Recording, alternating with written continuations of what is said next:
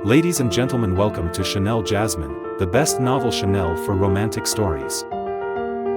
Hai guys, selamat datang di channel Jasmine, channel terbaik untuk menyimak novel-novel romantis. Mohon dukung channel ini dengan subscribe, like dan share video-video yang ada di channel ini. Terima kasih. Perintah Kaisar Naga bab 4511, 4112, 4513. Menghadapi pasukan lebih dari 100.000 orang, Pangeran ke-10 tidak menunjukkan kepanikan sedikit pun, tetapi malah bersemangat. Xiao Yuanshan terlihat sangat serius saat menghadapi ratusan ribu tentara. Dia tidak memberi perintah, tapi ratusan ribu tentara ini pasti merasakan keamanan kota kekaisaran, jadi mereka datang satu demi satu. 18 jenderal yang mengenakan baju besi emas dan memegang tombak semuanya berlutut di depan Xiao Yuanshan. Kami telah kembali ke kota kekaisaran tanpa perintah dan meminta Kaisar Xiao menghukum kami. 18 jenderal berkata serempak. Mereka tahu bahwa memimpin pasukan ke kota kekaisaran tanpa perintah adalah kejahatan pemberontakan. Xiao Yuanshan memandang para jenderal di depannya dan menghela nafas pelan, bangunlah. Kalian datang juga demi keselamatan dinasti Xiaoku, jadi aku maafkan kalian. Hanya saja kekuatan kalian masih lemah. Jika kalian semua datang ke sini dan bertarung, kalian hanya akan mati sia-sia. Alasan mengapa Xiao Yuanshan tidak memanggil semua prajuritnya kembali adalah karena dalam pertempuran semacam ini, mereka yang levelnya terlalu rendah hanya dapat digunakan sebagai umpan meriam dan tidak berguna. Kaisar Xiao, kami bersedia mendedikasikan jiwa kami untuk melindungi keselamatan dinasti Xiao. Kata 18 jenderal. Tidak. Setelah mendengar ini, Xiao Yuanshan berteriak keras. Jika mereka mengorbankan jiwanya, tidak akan ada peluang untuk bertahan hidup.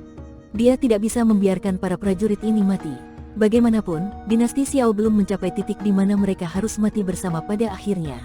Xiao Yuanshan, ada begitu banyak orang di dinasti Xiaomu, hanya untuk menindas satu orang, sungguh tidak tahu malu. Dengan teriakan dingin, Zhuo Tianzeng datang melakukan tendangan voli bersama ratusan orang kuat. Banyak dari orang-orang kuat ini adalah penguasa alam Mahayana, dan mereka semua adalah kekuatan utama di 5 wilayah utama surga dan dunia manusia. Zhuo Tianzeng takut Pangeran ke-10 tidak akan mampu menghadapi dinasti Xiao, jadi dia memberi perintah untuk memanggil anggota aliansi penyegel iblis dari 5 wilayah utama, dan mereka semua datang berbondong-bondong. Tentu saja, semua yang datang adalah master, dan beberapa anggota aliansi penyegel iblis dengan level rendah tidak datang. Jika semua orang ini datang, jumlahnya akan menjadi ratusan ribu, tidak kurang dari jumlah pasukan dinasti Xiao. Dalam pertempuran sebelumnya, dinasti Xiao telah kehilangan banyak master Mahayana. Tapi aliansi penyegel iblis hanya kehilangan kultivator iblis yang dibesarkannya, dan kekuatan sebenarnya tidak terpengaruh sama sekali. Melihat Zhuo Tianzeng datang dan membawa begitu banyak master bersamanya, semua orang di dinasti Xiao tampak muram. Dev juga menatap Zhuo Tianzeng. Ini adalah pertama kalinya dia melihat pria yang memburunya dengan hadiah sumber daya 100 tahun.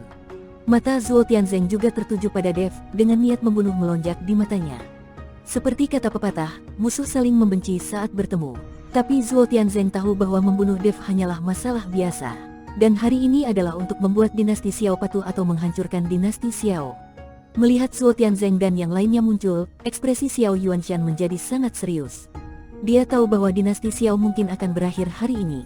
Pangeran ke-10 telah membuat dinasti Xiao gelisah dan malu, dan sekarang Zhuo Tianzeng telah membawa begitu banyak master dari aliansi penyegel iblis. Dinasti Xiao tidak lagi memiliki kartu truf, bagaimana mereka bisa terus melawan? Semua orang di dinasti Xiao juga terlihat jelek. Menghadapi begitu banyak orang kuat, jumlah yang ada saat ini tidak dapat mengimbanginya. Apa yang kamu lakukan di sini? Pangeran ke-10 menatap dingin ke arah Zhuo Tianzeng. Aku mengkhawatirkanmu, Pangeran. Sebelum Zhuo Tianzeng selesai berbicara, Pangeran ke-10 melambaikan tangannya. Dan Zhuo Tianzeng terbang mundur dalam sekejap, tampak menyedihkan. Keluar dari sini, aku tidak ingin ada yang mengganggu permainan kucing dan tikusku.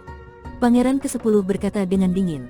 Zhuo Tianzeng sangat ketakutan sehingga dia mengangguk berulang kali dan buru-buru menyapa orang-orang yang dibawanya dan mundur 100 mil. Dia takut Pangeran ke-10 tidak akan mampu menanganinya sendiri, namun sekarang sepertinya dia tidak menghargai bantuannya sama sekali. Zhuo Tianzeng tidak berani menyinggung Pangeran ke-10, karena dia benar-benar telah melihat kekuatan mengerikan di balik Pangeran ke-10. Xiao Yuanshan menjadi semakin gugup saat dia melihat Pangeran ke-10 telah mengusir Zhuo Tianzeng dan yang lainnya. Ini cukup untuk membuktikan bahwa Pangeran ke-10 di depannya cukup percaya diri dengan kekuatannya sendiri. Wajah Xiao Yuanshan sangat jelek. Jika pertarungan berlanjut, dia tahu mungkin dia tidak dapat melakukan 3 gerakan, dia pasti akan kehilangan kemampuannya untuk melawan.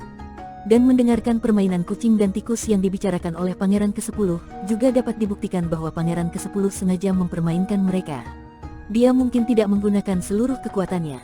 Jika dia menggunakan seluruh kekuatannya, Xiao Yuanshan tidak tahu apakah dia masih bisa mengimbangi gerakan lawan. Tapi sekarang, satu-satunya orang yang bisa menghadapi Pangeran ke-10 di hadapannya adalah dirinya sendiri. Tampaknya merasakan dilema Xiao Yuanshan, 18 jenderal yang berlutut di tanah saling memandang, dan kemudian berkata serempak, "Kaisar Xiao, kami bertekad mati demi negara kami untuk melindungi Kaisar Xiao kami untuk generasi yang akan datang." Setelah mengatakan itu, 18 jenderal mengeluarkan pisau mereka dan mengayunkannya ke leher mereka. 18 kepala jatuh, dan aliran aura putih muncul dari tubuh 18 jenderal, dan kemudian melesat langsung ke langit. Sebelum Xiao Yuanshan dapat berbicara, ratusan ribu tentara tiba-tiba berlutut dan berteriak dengan keras, "Kami bertekad mati demi negara kami untuk melindungi dinasti Xiao kami untuk generasi yang akan datang." Setelah mengatakan itu, ratusan ribu tentara juga memenggal kepala mereka dengan pedang tanpa ragu-ragu. Aura yang tak terhitung jumlahnya mengalir menuju langit. Aura ini menyatu di udara dan membentuk tekanan yang menakutkan. Pangeran ke-10 melihat segala sesuatu di depannya, sedikit keterkejutan muncul di matanya. Dev melihat pemandangan ini dengan tercengang. Ini adalah pertama kalinya dia menghadapi hal yang begitu tragis. Orang lain yang masih hidup di dinasti Xiao juga sangat terstimulasi, dan semangat juang mereka, yang perlahan menghilang, mencapai puncaknya pada saat ini.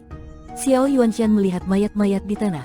Itu adalah tentaranya. Xiao Yuanshan, yang seharusnya sedih dan marah, tiba-tiba tertawa saat ini. Tapi senyuman itu terlihat sangat sedih. Mata Xiao Feng dan Xiao Jian juga penuh amarah, dan aura di tubuh mereka terus berkembang. Sepertinya mereka berdua berencana meledakkan diri kapan saja. Sang pangeran menghancurkan dirinya sendiri, mungkin ini saatnya dinasti Xiao jatuh. Hahaha, hahaha. Xiao Yuanshan mengangkat kepalanya dan tertawa, tubuhnya perlahan menghilang, lalu muncul di udara. Tubuh Xiao Yuanshan menyatu dengan aura jiwa ratusan ribu tentara. Cahaya keemasan menyelimuti Xiao Yuanshan, dan sosoknya tidak lagi terlihat di udara. Namun tak lama kemudian, sesosok tubuh keluar dari cahaya keemasan. Tetapi saat ini, Xiao Yuanshan telah menjadi jauh lebih tua, rambutnya telah memutih, dan dia tampak seperti orang tua. Tapi mata itu penuh amarah, dan ada tekanan tak terlihat padanya. "Ayah!" Xiao Feng dan Xiao Jian melihat ini dan berteriak dengan cepat. Xiao Yuanshan mengabaikan mereka dan berjalan menuju Pangeran ke-10 selangkah demi selangkah. Dengan setiap langkah, kehampaan mendidih seperti air mendidih. Sekarang Xiao Yuanshan bukan lagi dirinya sendiri, melainkan jiwa ratusan ribu tentara. Zhuo Tianzeng, yang berada 100 mil jauhnya, memandang Xiao Yuanshan di depannya dengan ekspresi ketakutan. Diam-diam dia senang karena dia tidak memimpin siapapun untuk menyerang dinasti Xiao.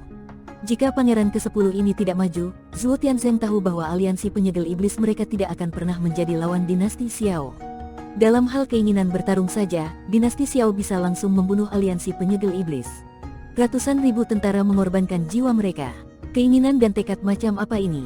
Zhuo Tianzeng tahu bahwa tidak ada seorang pun di aliansi penyegel iblis yang akan mengambil tindakan tegas. Bahkan jika aliansi penyegel iblis dihancurkan, tidak ada yang mau mengorbankan jiwa mereka.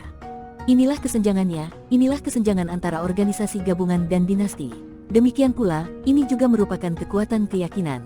Para prajurit dan rakyat dinasti Xiao semuanya memiliki keyakinan. Di mata orang-orang dari aliansi penyegel iblis, yang mereka miliki hanyalah keuntungan. Jika aliansi penyegel iblis benar-benar runtuh, banyak orang mungkin akan meninggalkan aliansi penyegel iblis satu demi satu. Xiao Yuanshan memandang Pangeran ke-10, dan tanpa mengatakan terlalu banyak omong kosong, dia meninjunya dengan satu pukulan. Pukulan ini mengandung harapan dan kemarahan ratusan ribu tentara. Pangeran ke-10 tidak lagi berani ceroboh, dan tiba-tiba mengayunkan pedang panjang di tangannya. Ratusan ribu tentara memenggal kepala mereka tanpa ragu-ragu dan mengorbankan jiwa mereka. Kejutan semacam ini membuat dia, klan dewa, juga merasakan penindasan. Semuanya, para dewa adalah klan yang paling mulia, dan tidak ada klan yang semulia para dewa. Terutama umat manusia, yang paling memalukan di mata para dewa. Inilah mengapa Pangeran ke-10 memiliki kemampuan untuk membunuh musuh dengan satu gerakan, tetapi dia tetap ingin memainkannya. Dia ingin menikmati kesenangan dan rasa superioritas bermain dengan orang-orang ini. Tetapi pada saat ini, dia tidak lagi memiliki sikap dan perasaan main-main di dalam hatinya. Dia hanya merasa hatinya seperti tertekan. Boom! Kekacauan langit dan bumi seakan menyatu menjadi satu. Seluruh kota kekaisaran menjadi abu setelahnya, dan mayat ratusan ribu tentara juga menghilang dalam sekejap setelahnya, berubah menjadi debu dan menyatu dengan seluruh alam semesta. Pedang panjang di tangan Pangeran ke-10 hancur, dan dia mundur ratusan mil dalam sekejap. Tidak ada kegembiraan di wajah Xiao Yuanshan saat dia mengambil langkah lain. Tampaknya ada cahaya yang tak terhitung jumlahnya antara langit dan bumi, seperti kunang-kunang, mengelilingi Xiao Yuanshan. Xiao Yuanshan tahu bahwa ini adalah bintik cahaya yang diubah oleh ratusan ribu tentara. Dia tidak bertarung sendirian. Bang! Xiao Yuanshan meninju lagi, dan pukulan ini secara langsung mengubah seluruh kehampaan. Ketika Pangeran ke-10 melihat ini, matanya sedikit menyipit, dan bola cahaya keemasan menyala di telapak tangannya. Segera cahaya keemasan itu berubah menjadi pedang panjang lagi. Pedang panjang ini hampir persis sama dengan pedang panjang yang digunakan oleh Pangeran ke-10 barusan, dan satu-satunya perbedaan adalah di tengah pedang panjang ini, terdapat cahaya keemasan yang terus bergerak. Pangeran ke-10 mengambil pedang panjang itu dan menebaskannya. Dengan keras, boom, pedang itu jatuh dengan keras dan bertabrakan dengan angin tinju Xiao Yuanshan. Tabrakan dua kekuatan yang menakutkan menyebabkan kekuatan yang mengerikan meletus ke segala arah antara kekacauan langit dan bumi. Lubang sedalam 1 kilometer muncul di atas tanah, seperti mulut jurang, menelan segalanya. Semua orang di sekitar terhempas oleh kekuatan mengerikan ini. Dan setelah terlempar 100 mil jauhnya, mereka mulai menstabilkan sosoknya. Semua orang melihatnya dengan tatapan kosong, kekuatan mengerikan ini terlalu menakutkan. Xiao Yuanshan dan Pangeran ke-10 saling berhadapan dari kejauhan di pusat kota kekaisaran. Yang lain bersembunyi jauh, dan tidak ada yang berani mendekat. Bahkan Zhuo Tianzeng tampak terkejut. Jika itu dia pasti tidak akan mampu menahan pukulan itu sekarang. Xiao Yuanshan, yang telah menyerap jiwa ratusan ribu tentara, telah membuat lompatan kualitatif dalam kekuatan. Bahkan jika kamu telah menyerap ratusan ribu jiwa, kamu tidak lebih dari ini. Jika aku membunuhmu hari ini, aku dapat menghindari penderitaan psikologis yang akan kamu derita nanti.